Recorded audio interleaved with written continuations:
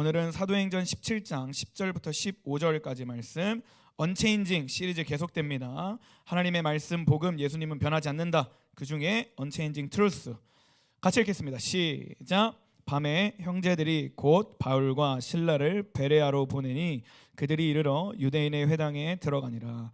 베레아에 있는 사람들은 데살로니가에 있는 사람들보다 더 너그러워서 간절한 마음으로 말씀을 받고 이것이 그러한가 하여 날마다 성경을 상고하므로 그 중에 믿는 사람이 많고 또 헬라의 귀부인과 남자가 적지 아니하나 데살로니가에 있는 유대인들은 바울이 하나님의 말씀을 베레아에서도 전하는 줄 알고 거기도 가서 무리를 움직여 소동하게 하거늘 형제들이 곧 바울을 내보내어 바다까지 가게 하되 실라와 디보데는 아직 거기 머물더라.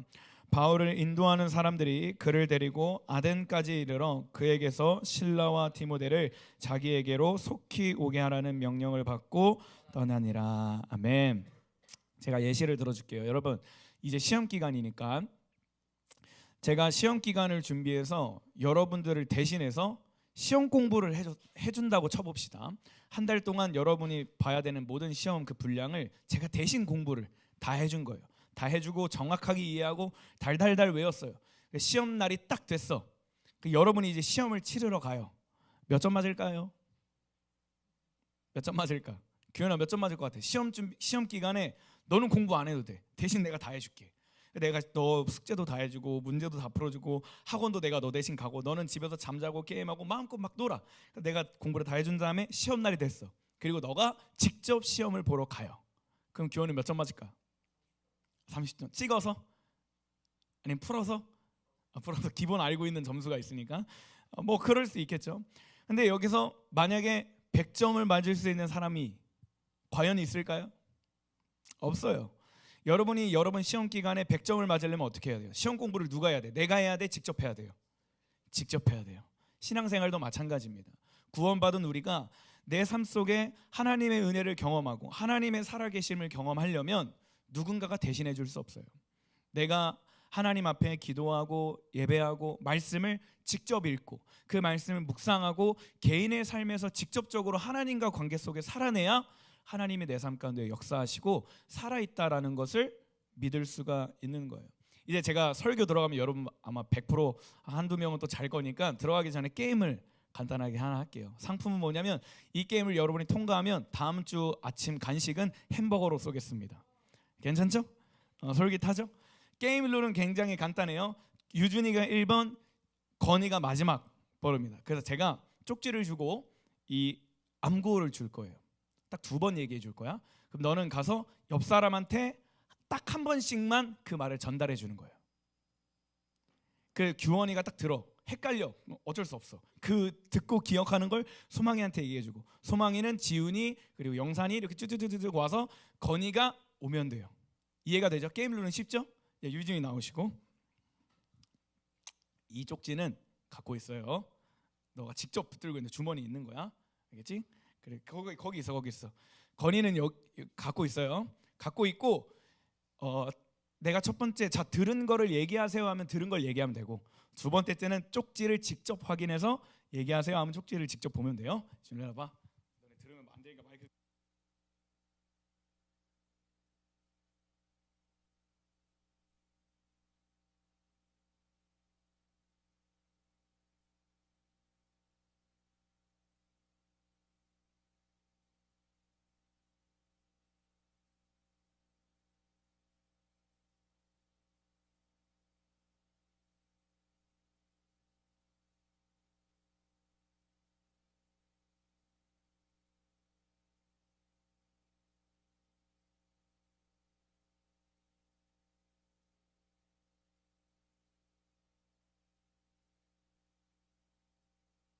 기억나는 대로. 오케이. 오케이, 귓속말로 작게. 기회는 딱 한 번이야. 둘 다. 일단 얘기해 줘. 틀려도 뭐라 하지 마라. 제가 숫자 기억 못한 것 같은데.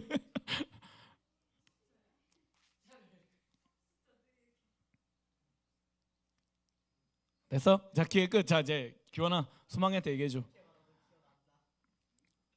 야, 굳이 한 바퀴 안 돌아도 될 것 같은데. 알았어, 돈 굳었고 햄버거 안 사줘도 될 것 같고. 아니야, 기회는 한 번이야. 소망아, 이제 자 지훈이한테 얘기해. 자, 그래. 야, 소망이가 중략했다. 자, 가래. 시윤이한테 가라. 시윤이한테 가. 얘기해. 뭐야, 그렇게 짧다고? 시윤아 들었어? 자, 경근이한테 얘기해줘.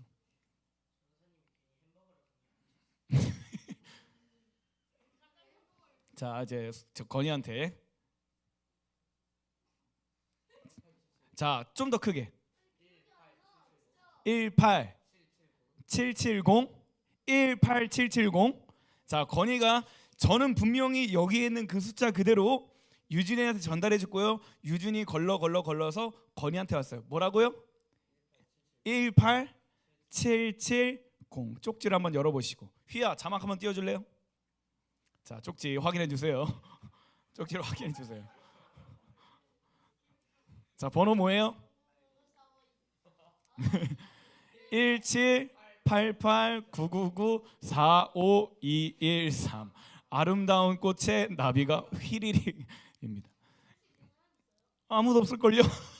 아무도 없을걸. 그러니까 햄버거를 걸죠. 자, 보세요. 근데 제가 유준이한테 이 쪽지와 함께 메시지를 전달했어요. 그리고 건이한테도 쪽지를 주고, 너네들은 아무도 쪽지가 없어요. 이거를 전달하고 나서 맨 후에 조금 시간이 지나서 제가 자, 내가 준 암구어가 뭐예요? 라고 할 때 기억할 수 있는 두 사람이 있어요. 누가 있을까요? 나도 기억 못해. 자, 이 암구어를 기억할 수 있는, 말할 수 있는 사람이 누가 있을까?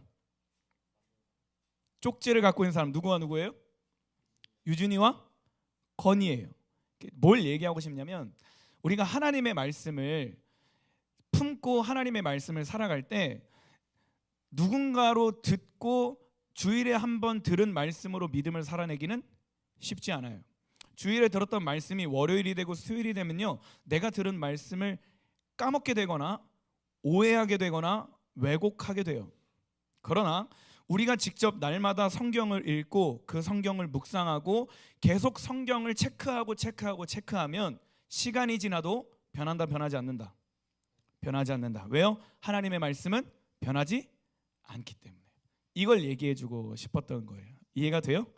전 햄버거를 안 사줘도 되니 돈이 굳었네요. 감사합니다, 여러분. 아마 청년들한테도 안 될걸요, 이거. 뭐 아무튼 그렇습니다. 제가 본문을 나누기 전에 아담과 하와 얘기를 조금 여러분들에게 소개해주고 함께 보기를 원합니다. 창세기 3장 1절 말씀 보세요. 휘 한번 띄워줄래요? 창세기 3장 1절 말씀. 네, 같이 읽겠습니다. 맞아요? 네, 시작. 여호와 하나님께서 만드신 들짐승 가운데 뱀이 가장 간사하고 교활했습니다. 어느 날 뱀이 여자에게 와서 말했습니다. 하나님이 정말로 동산 안에 어떤 나무의 열매도 먹지 말라고 하시나요? 말씀 띄워주시고, 뱀이 사람에게 와서 죄를 짓게 하려고 누구를 찾아와요? 누구를 찾아왔어요? 하와, 여자를 찾아온 거예요. 그래서 이렇게 얘기해요. 야, 하나님이 정말로 동산 안에 있는 어떤 나무의 열매도 먹지 말라고 하시더냐? 이렇게 질문합니다. 하와가 뭐라고 대답하냐면 2절 3절 시작. 여자가 뱀에게 대답하였습니다. 우리는 동산 안에 있는 나무의 열매를 먹을 수 있어. 하지만 하나님께서는 동산 한가운데 있는 나무의 열매를 먹지도 말고 만지지도 마라. 그렇지 않으면 너희가 죽을 것이다 라고 말씀하셨어요. 근데 이 말을 하고 나서 뱀이 여자한테 바로 이렇게 얘기하는 거야. 아니야, 너희는 죽지 않아. 야, 설마 하나님이 너희를 창조하셨는데 하나님이 너희를 죽게 하겠냐? 너희를 지으신 분이고 하나님은 사랑이신데 너희한테 이런 특권을 주셨는데 하나님이 너희를 죽게 하겠어? 죽지 않아. 이 말을 듣고 하와가 어떻게 하냐면 갑자기 선악과를 탁 봤는데 보암직도 하고 먹은직스럽기도 해서 선악과를 어떻게 해요? 아동부 출신 다 알지 않아요? 어떻게 해요? 창세기부터 우리 설교를 다시 시작해야 돼요. 어떻게 해야 돼요? 하와가 어떻게 해요? 선악과를 먹어요. 그리고 어떻게 해요? 아담에게 줍니다. 근데 이 본문을 가지고 우리가 한번 상상해 보자 이거예요. 뱀이 왜 여자에게 갔을까? 왜 굳이 아담에게 직접적으로 가지 않고 하와를 먼저 공격해서 하와가 먼저 죄를 짓게 했을까? 질문해 본 적 있어요 혹시? 그냥 어렸을 때부터 그렇구나, 여자가 먼저 먹구나, 이렇게 뭐 그럴 수 있죠. 성경에 기록되어 있지 않지만 말씀을 보면 우리가 힌트를 좀 얻을 수 있습니다. 창세기 3장 3절 말씀 다시 보세요. 시작. 동산 중앙에 있는 나무의 열매는 하나님의 말씀에 너희는 먹지도 말고 만지도 말라 너희가 죽을까 하노라. 하와가 뱀에게 이렇게 대답하는 거예요. 하나님이 선악과라는 나무의 열매가 있는데 그거는 먹지도 말고 만지지도 말래요. 왜? 그러면 너희가 죽을까 하노라 라고 얘기합니다. 근데 실제 하나님이 아담한테 뭐라고 말씀한 줄 아세요? 창세기 2장 말씀 볼게요. 16절 17절 시작. 여호와 하나님이 그 사람에게 명하여 이르시되 동산 각종 나무의 열매는 내가 임의로 먹되 선악을 알게 하는 나무의 열매는 먹지 마라. 먹는 날에는 반드시 죽으리라. 하와는 분명 먹지도 말고 만지지도 말라고 얘기했는데 하나님은 아담한테 뭐라고 얘기해요? 만지지 말라는 얘기가 없어요. 먹지 말라고 얘기했지. 그리고 하와는 뭐라고 대답해요? 죽을까 하노라 라고 얘기하는데 하나님께서 아담에게 뭐라고 말씀하세요? 반드시 죽는다. 이 원어로 보면 조금 더 이해하기가 쉽습니다. 원어로 보면 하나님께서 히브리어로 기록할 때 뭐라고 기록하게 하셨냐면 무트, 죽는 것을 무트라고 얘기를 해요. 근데 성경에서 같은 단어를 2번 이상 반복하면 굉장히 중요하고 하나님이 그것을 반드시 이룬다라는 말씀이에요. 그래서 예수님께서 내가 진실로 진실로 너희에게 이루노니 할 때 진실로를 2번 반복하는 건 그만큼 중요하고 하나님께서 그 말씀을 반드시 이루신다라는 거예요. 마찬가지로 하나님께서 아담에게 말씀하실 때 선악과를 먹으면 무트 할 거야. 반드시 죽게 될 거야 라고 말씀하셨는데 하와는 뱀에게 뭐라고 얘기하냐면 펜무트라는 말을 합니다. 펜은 무슨 말이냐면 뭐뭐하지 않을까, 뭐뭐일까 두렵다, 뭐뭐하지 않으려면 이란 뜻이에요. 그러니까 하나님께서 아담에게 반드시 죽는다라고 얘기했는데 하와가 기억하고 하와가 인지하기로는 선악과를 먹으면 우리가 죽을까 두려워서 먹지 말라고 하셨구나. 하나님께서 우리를 죽일 수도 있을 것 같으니 먹지 말라 하셨구나 라고 하나님의 말씀을 왜곡하기 시작합니다. 그럼 다시 질문해 봐야 돼요. 왜일까? 하와가 왜 이렇게 대답했을까? 물론 성경에 기록되어 있지는 않지만 여러 가지 근거로 통해서 정답은 하나예요.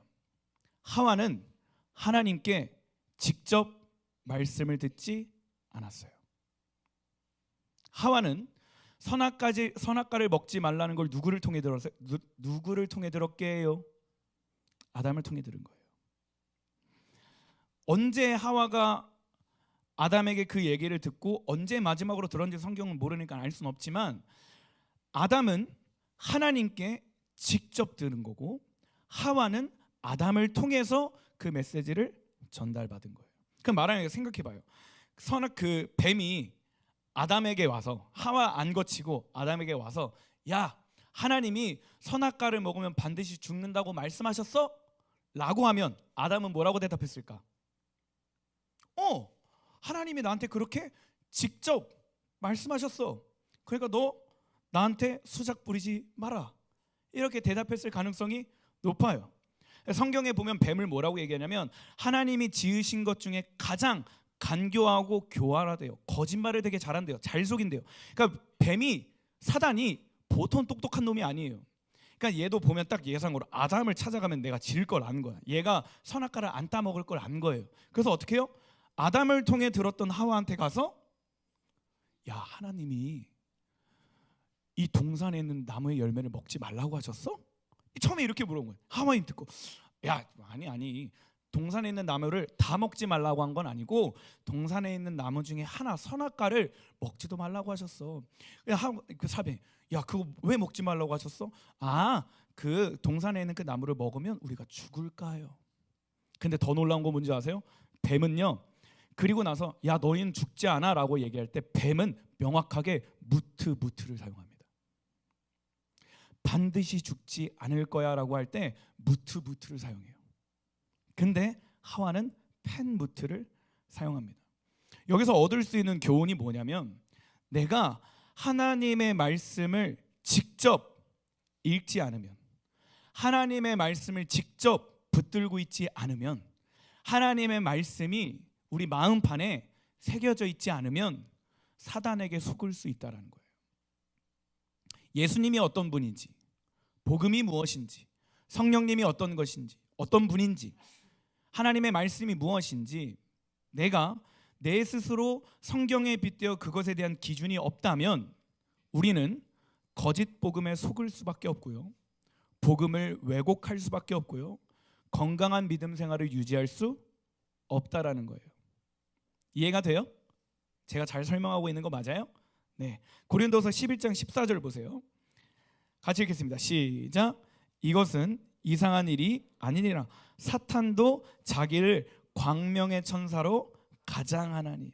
사탄도요, 자기를 사탄이라고 드러내놓지 않는데요. 뭐로 속인대요? 자기를 광명한 천사로 속인대요. 어제 그 우리 제자반 회식하고 돌아오는 길에 이제 시윤이가 영산이 형한테 집을 데려다 달라고 얘기를 했어요. 근데 이제 유준이도 같이 갈까 뭐 이렇게 하다가 시윤이가 이런 거야. 야, 우리 집 갈래? 이러는 거예요. 근데 유준이가 뭐라고 했는 줄 알아?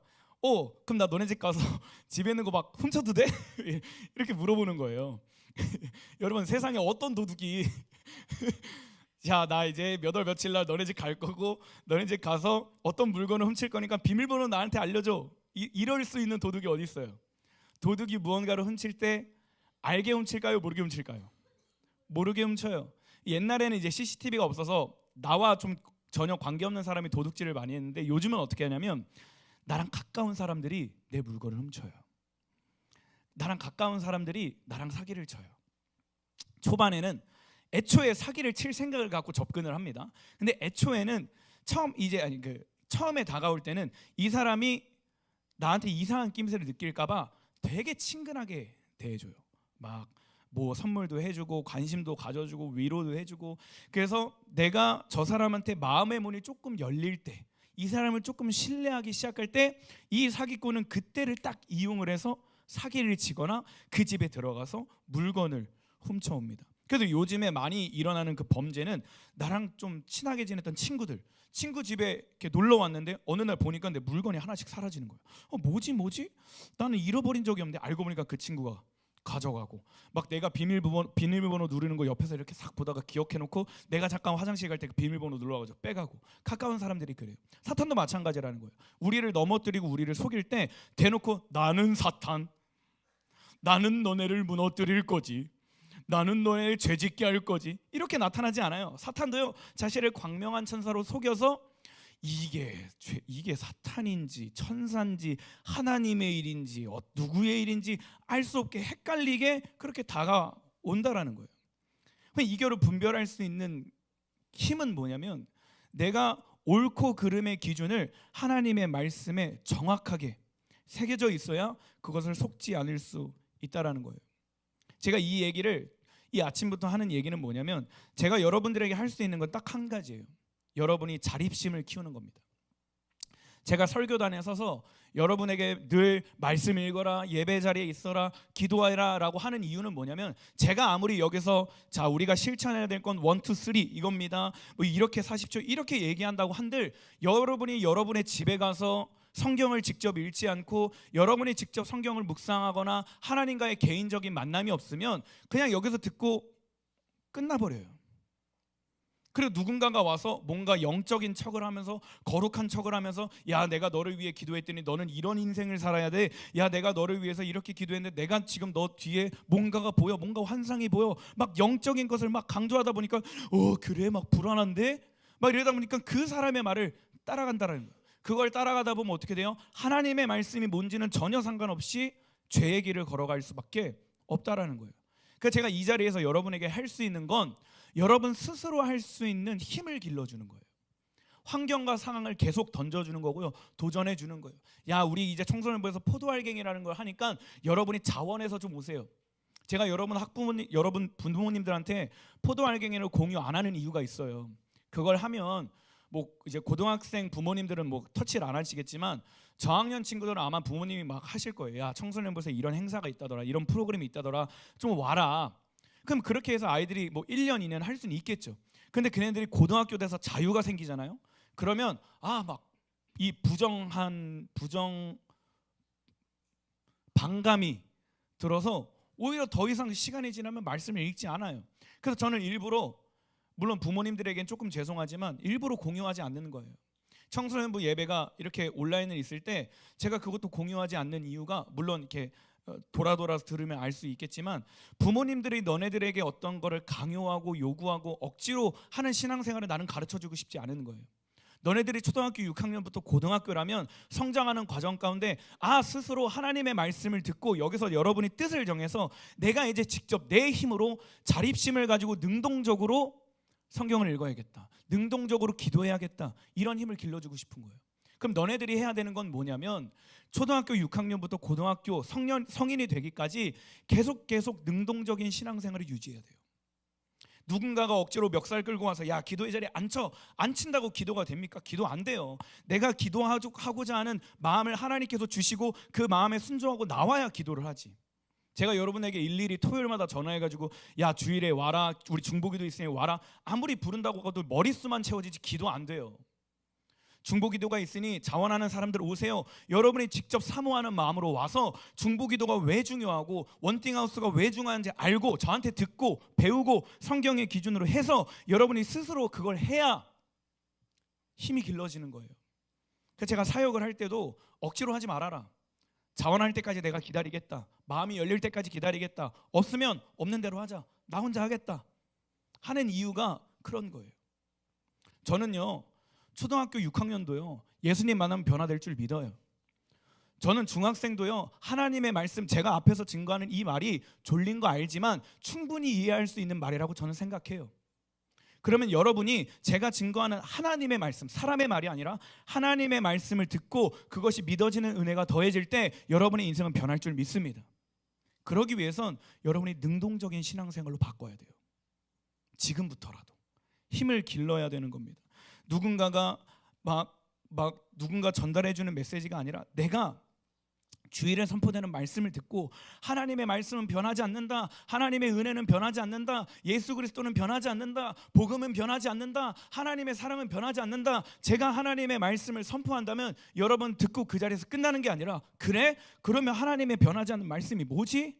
성경을 직접 읽어보고 시편을 읽어보고. 저도 이번에 주에 언제냐, 목요일인가 이제 신방을 갔다가 돌아오는 길에 차에서 저랑 같이 신방 간 어떤 한 지체가 성경을 옆에서 읽어줬어요. 시편을 우리가 찍고 읽으니까. 근데 그 시편의 말씀에 뭐라고 기록되어 있냐면 천사가 그 한 영혼을 보호하고 감싸고 하나님이 도우시고 인도하신다라는 그 성경 말씀을 쭈쭈쭈쭈 읽어주는 거예요. 근데 저도 그냥 옆에서 운전하면서 나도 모르게 계속 아멘이 튀어나오고, 운전하고 있지만 눈에 보이진 않지만 하나님의 말씀이 그렇게 기록되어 있으니 천사가 지금 나를 보호하고 있구나, 하나님이 나의 삶을 인도하고 있구나, 이게 믿어지기 시작한 거야. 믿어지니까 운전하는 그 순간에서도 너무 기쁜 거예요. 제가 여러분들을 위해 기도할 때 단순히 사람의 어떤 감정으로 기도하는 게 아니라 하나님의 말씀을 붙들고 기도하니까 여호와를 자기 하나님으로 삼은 백성은 복이 있도다, 이 말씀 한 구절, 변하지 않는 말씀과 은혜를 붙들고 기도하니까 여러분들을 위해 기도할 때 소망이 마르지가 않는 거예요. 지금 당장 변하는 게 보이지 않고 여러분들이, 제가 너네들 앞에서 너네들의 모습을 한번 보면요 아주 대단한 예의를 갖춘 친구들이에요. 이렇게 정수리를 저한테 보이는 친구들도 있고요, 끊임없이 저한테 인사하는 친구들도 있고요, 과연 내 말을 듣고 있는 건가, 내 말이 잘 이해가 되는 건가, 이런 표정이 있을 수 있지만 하나님의 말씀을 붙들고 내가 여러분들을 위해 기도하고 있고 저는 하나님을 신뢰하니까 여러분이 변할 것이라는 걸 저는 믿고 있다라는 거예요. 마찬가지로 여러분들이 하나님 앞에 나오고 주님이 주시는 은혜를 받으면 변화될 줄 믿습니다. 하나님의 말씀이 여러분 삶 가운데 경험될 줄 믿습니다. 아멘. 예수 그리스도의 이름의 능력으로 여러분의 죄의 문제가 해결되었음을 선포합니다. 아멘. 여러분의 옛사람은 이미 예수 그리스도와 함께 십자가에 못 박혔고 이제 오늘을 사는 여러분은 하나님의 자녀가 되어서 복을 누리는 기쁨의 행복한 사람이 된 거예요. 하나님의 사람이 된 거예요. 할렐루야. 할렐루야. 그럼 이것을 이 자리에서만 끝나지 말고 제발 여러분의 일상이 되면, 시간이 되면 포도알갱이도 좀 들어오고 자원하는 마음으로 성경도 좀 읽어보고, 수요 예배, 금요 예배, 원팅하우스가 있다고 하면, 청소년부에서 이런 행사가 있다고 하면, 아 그래 가서 나도 좀 제대로 한번 예배를 드려볼까? 체면을 좀 내세워가지고 막 사람들한테 쪽팔릴까봐 막 예배를 좀 멀리하는 게 아니라, 나도 하나님 앞에 다윗과 같은 마음으로 좀 열심을 다해서 예배를 해볼까? 자원하는 마음으로 예배해보자 이거예요. 예배할 때 우리 어제 예배팀 제자훈련 때 나눴지만, 미갈은 똑같은 그 시온 산성에서 언약궤가 들어오는 그 상황 속에서 걔는 저주받고 미갈은 저주받고 아기를 낳지 못하고 평생 우울한 삶을 살았지만, 똑같은 장소에 있었지만 다윗은 하나님의 축복을 받았어요. 자원하는 마음으로 체면 생각하지 않고 기뻐 찬양하고, 하나님 앞에 자발적으로 나와서 하나님의 영광을 높이고, 하나님의 아름다움을 사모하고, 하나님의 이름을 높이고, 하나님의 말씀을 붙들고 예배하는 다윗의 삶 속에 하나님이 역사하셨다고요. 저는 믿기로 여러분들이 다윗과 같은 마음이 부어지길 소망합니다. 다윗과 같이 체면 생각하지 않고 하나님 한 분 바라보고 예배에 뛰어들기 시작하면, 하나님의 말씀에 뛰어들기 시작하면 하나님이 여러분 삶 속에 역사하실 줄 믿습니다. 아멘. 성령의 역사와 성령의 은사와 성령의 일하심이 여러분 가운데 나타날 줄 믿습니다. 저만 경험하는 하나님 말고, 선생님들만 경험하는 하나님 말고, 여러분이 삶 가운데 여러분이 경험하는 하나님을 우리 주일에 우리 공동체가 모일 때마다 간증이 일어나길 주님의 이름으로 소망합니다. 아멘. 따라합시다. 자원하는 힘을 갖자. 자립심을 키우자. 능동적 신앙을 갖자. 아멘. 자, 이제 본론이에요. 이제 본론이지만 10분 안으로 끝납니다. 본문 보겠습니다. 사도행전 17장 11절 12절 말씀 시작.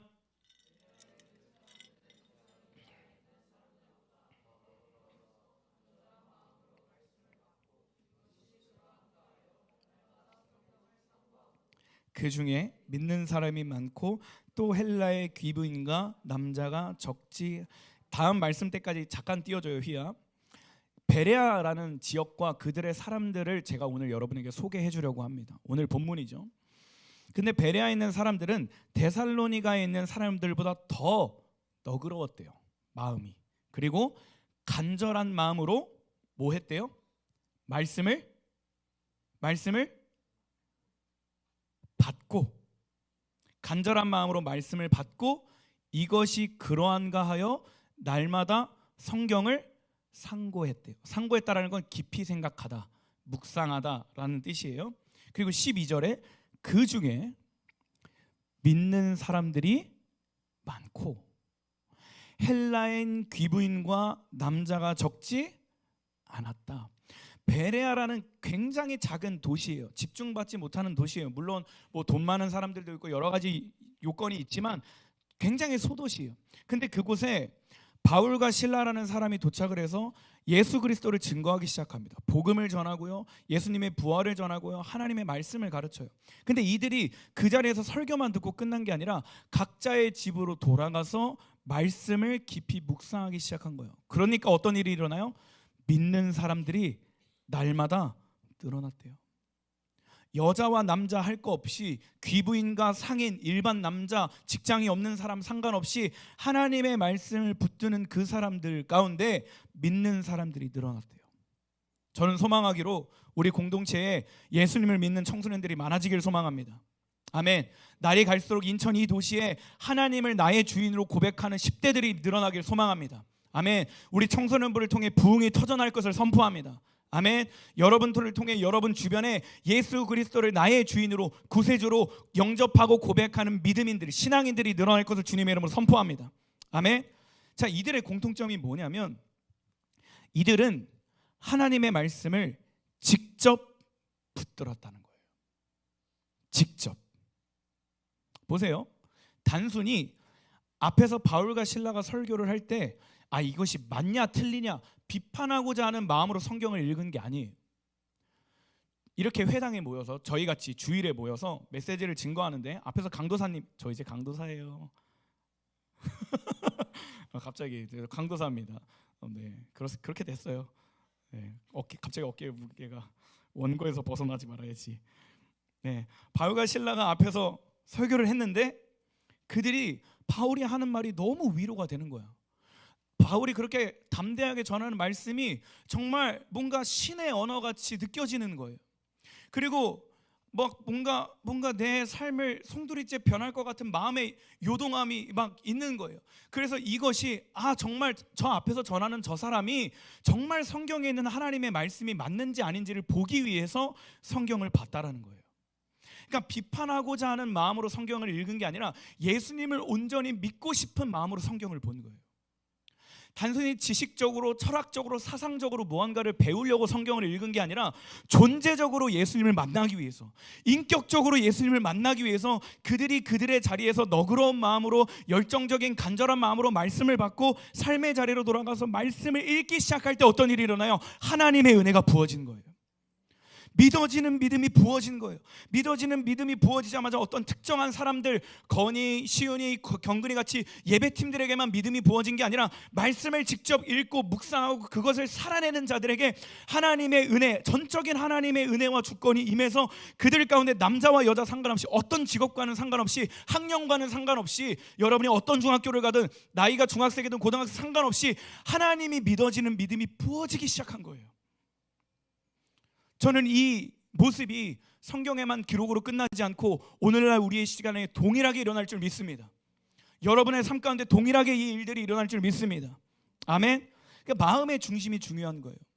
자원하는 심령, 하나님을 인격적으로 만나고 싶어서, 예수님을 인격적으로 만나고 싶어서, 나도 앞에서 전도사님이 저렇게 목청껏 목이 맨날 쉬어서 돌아오지 않는데 여러분 우리를 위해 이렇게 목청껏 예수님을 증거하는 저 전도사님, 전도사니지 강도사가 만난 하나님을 나도 좀 만나고 싶어서, 선생님들이 만난 하나님을 나도 좀 만나고 싶어서, 예수님을 만나면 인생이 변한다고 하는데 그 인생이 변하는 게 도대체 뭐지? 나라는 존재를 어떻게 하나님께서 바꾸시고 이끄시고 인도하시지? 이거를 경험하고 싶어서 예수님을 좀 인격적으로 만나고 싶은 마음으로 성경을 읽을 때 여러분 변화된다라는 거예요. 하나님은 갈망하는 자에게 믿어지는 은혜를 부어주시는 분이에요. 하나님은 제한 없이 차별 없이 하나님을 믿는 믿음을 부어주시는 분이에요. 예수 그리스도 앞에 나와서 부르짖는 자들에게 믿음을 주시는 분이에요. 예수 그리스도를 구주로 영접하는 자들의 삶을 바꾸시는 분이에요. 이걸 믿을 수 있길 소망합니다. 아멘.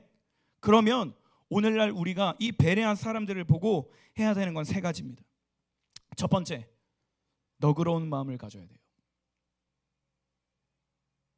너그러운 마음. 이것은 곧 열린 마음, 다른 말로 순수한 마음입니다. 무슨 말이냐면 베레아 사람들이 바울과 실라의 말을 너그러운 마음으로 받아들였다라는 건 바울과 실라의 영적 권위를 인정하고 그가 하나님의 말씀을 전하고 있다라는 걸 고백한 거예요. 그리고 전하는 그 말씀을 하나님의 마음으로 받은 거예요. 그렇게 믿은 거예요.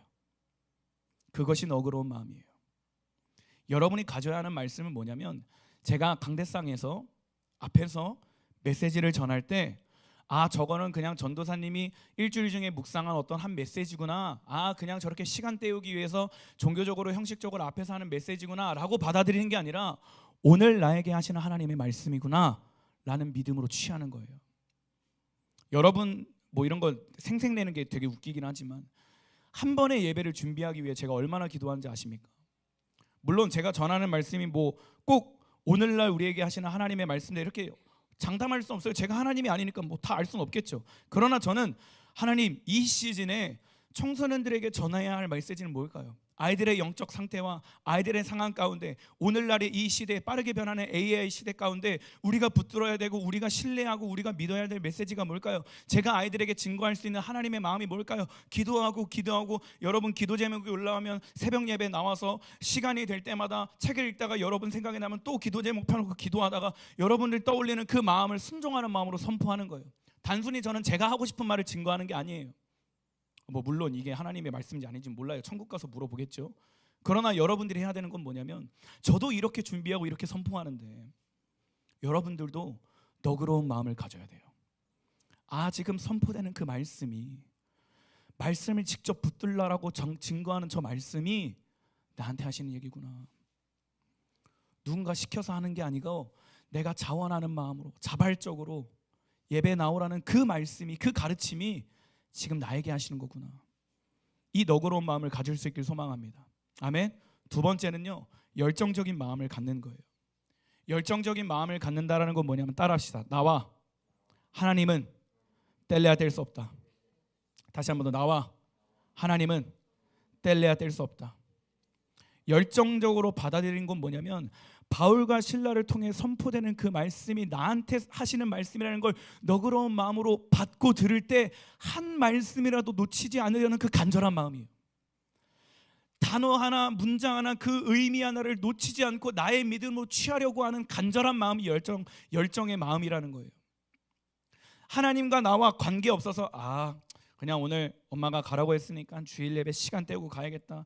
전도사님 설교 맨날 짧게 한다고 해놓고서 한 30분 40분 하니까 적당히 조금 초반에 자다가 결론 부분에 나중에 나오니까 좀 자다가 저녁에 듣고 그냥 목장 모임 가가지고 기도 제목이 형식적으로 내 기도 제목은 이겁니다. 하나님과 나와 관계없다고 여기는 게 아니라 이 자리에서 선포되는 말씀이 오늘 나에게 하시는 말씀이라는 그 너그러운 마음을 받고 선포되는 그 단어 하나하나 여기서 주시는 하나님의 마음을 나의 믿음으로 취해서 가져가는 거예요.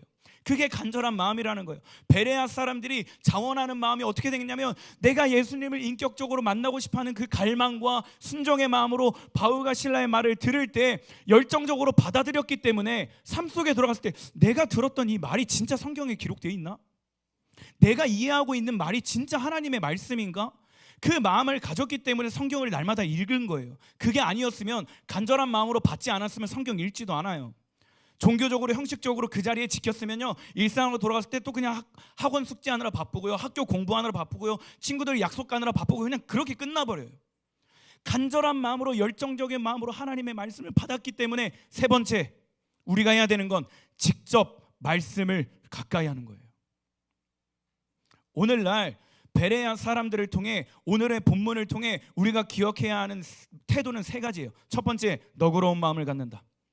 순수한 믿음, 앞에서 선포되는 말씀이 하나님의 말씀이라는 걸 믿는 것. 두 번째, 열정적인 마음을 갖는 거예요. 간절한 마음, 저것이 나에게 하시는 하나님의 마음이구나, 나한테 직접적으로 하시는 말씀이구나. 세 번째, 그 말씀을 믿음으로 취했다면 이제 여러분의 일상 가운데 말씀을 읽는 거예요. 말씀을 읽을 때, 그 말씀을 붙들고 기도할 때 하나님의 마음이 부어져요. 그리고 나와 동행하시는 하나님을 경험하게 돼요. 어떤 일을 하든 무엇을 하든 어디를 가든 하나님을 경험하게 돼요. 저는 아까도 얘기했지만 우리 소망이도 경험할 수 있다고 믿습니다. 아멘. 제가 이거를 좀 깨달을 수 있었던 이유는 뭐냐면, 주님, 제가 청년 때 교회를 처음 와서 하나님을 인격적으로 만나고 막 열정이 불탔었어요. 근데 어떤 이제 집사님이 저를, 그때는 서창동 살 때여가지고 서창동 가는 길을 태워다 주셨거든요. 그래서 그분이 이제 뭐 어떻게 신앙생활 하게 됐냐 뭐 이렇게 말씀하셔서 말씀드렸어요. 간증을 했어요. 그랬더니 그분이 뭐라고 하셨냐면, 청년 때의 믿음은 믿음이 아니야, 이러시는 거예요. 물론 이제 그냥 툭 던지신 말인데 저는 그게 좀 약간 좀 다르게 받아들여서, 왜 청년의 믿음은 믿음이 아니지? 그렇게 받아들인 거예요. 그래서 오기가 생겨서 더 하나님의 말씀을 통해서 내가 이 청년의 때에 20대 때에 하나님을 경험하리라, 하나님의 살아계심을 경험하리라. 그래서 내가 내 공동체 안에 내 가족들에게 내가 복음을 증거하리라, 이 마음을 품었어요.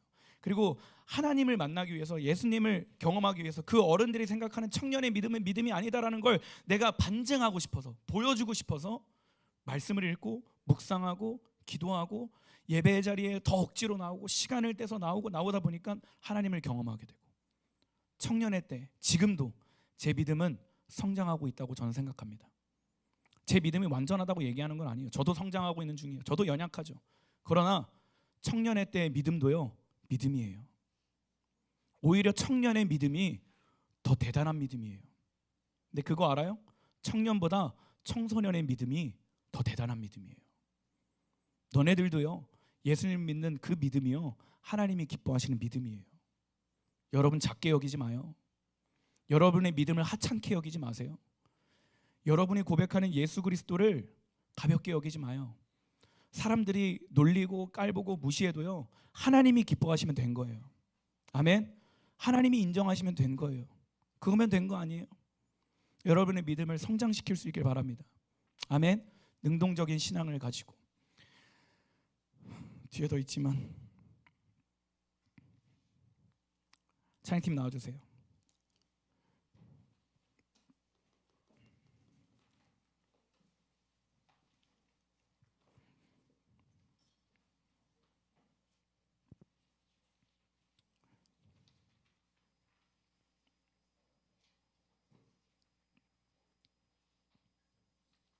마음을 드려요. 후렴 일단 연주해 줄래요? 찬양하기 전까지 끝까지 한 번 더 들읍시다.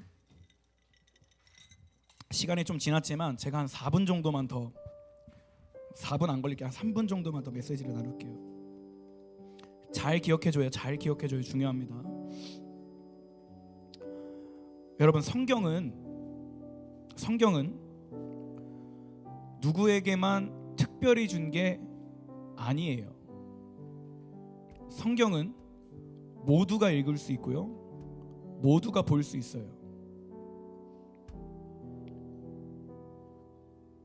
내가 하나님의 말씀을 직접 보지 않고 확인하지 않으면요, 거짓 교사들한테 속을 수밖에 없습니다.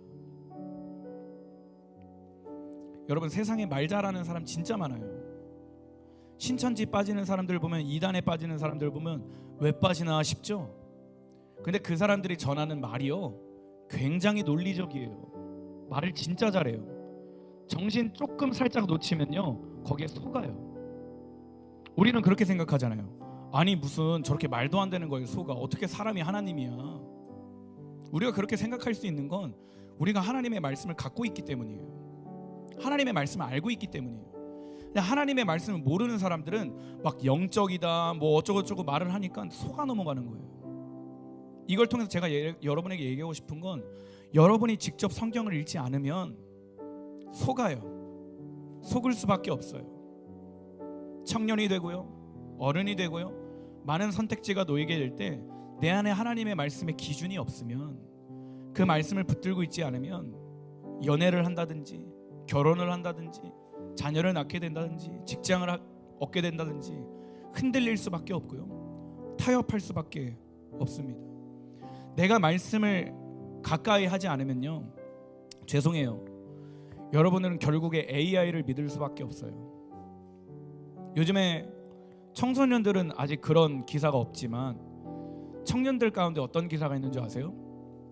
어떤 신앙적인 궁금함이 있으면 AI한테 물어봐요. 챗GPT나 제미나이한테 물어봅니다. 이건 어떤 의미야? 이건 뭐야? 물론 잘 가르쳐 줍니다. 근데요, AI가 성경으로 틀리는 게 40%가 넘어요. 10번 질문하면 4개는 틀려요. 다른 의미를 가르쳐 준다고요. 더 심한 건 뭔지 알아요? 그 중에 어떤 거는 성경에 없는 말도 얘기해요. 근데요, 하나님의 말씀을 모르면요, AI한테 속을 수밖에 없어요. 그러면 AI가 하는 말이 곧 진리고요, 그걸 하나님처럼 여기게 될 거예요. 하나님은 그걸 원치 않다고 저는 믿습니다. 하나님은 우리에게 변하지 않는 성경을 주셨어요. 누구나 볼 수 있고요, 누구나 읽을 수 있고요, 누구나 이해할 수 있습니다. 그럼 우리가 해야 되는 건 말씀을 가까이 하는 거예요. 변함없는 진리 언체인징 트루스를 지금 5주째 얘기하고 있는데 말씀을 직접 읽어야 돼요. 할렐루야, 아멘. 그래서 오늘 이 시간에 여러분 다시 한 번 더 결단할 수 있길 바랍니다. 설교를 듣지 말라는 얘기 아니에요. 저도요, 하나님의 말씀을 묵상하고 연구하고 노력하고 기도해서 여러분에게 말씀을 전하는 거예요. 근데 설교만 듣고 끝내지 말고 여러분의 삶 속에 돌아가서 정말 그 말씀이 뭐라고 얘기하는가, 악은 어떤 모양이라도 버리라고 말씀하신 게 어떤 의미인가, 술 취하지 말라라고 말씀하는 게 어떤 맥락 속에서 하신 말인가, 예수를 믿는 구원받은 자라는 것이 어떤 것인가를 여러분이 직접 볼 수 있기를 바랍니다. 그래서 이제는 자원하는 마음으로 여러분이 드릴 수 있는 마음과 몸과 시간을 주님께 능동적으로 내어드릴 수 있는 믿음의 10대들이 일어나기를 주님의 이름으로 소망합니다.